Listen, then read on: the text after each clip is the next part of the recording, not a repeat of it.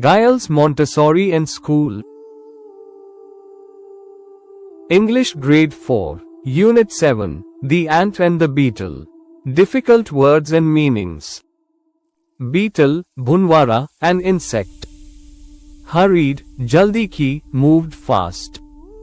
Shady, sayadar, full of shade.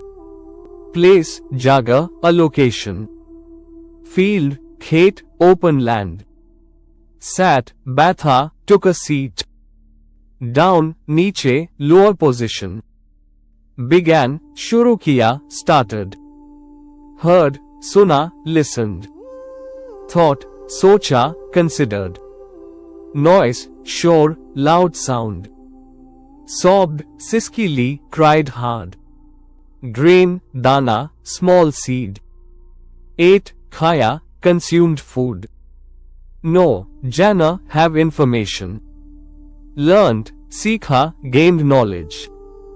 Weather, mausam, condition of air. Lesson, sabak, something to learn. Wrong, ghalat, not correct. Exciting, dilchasp, very interesting. Crossed, par kiya, moved across.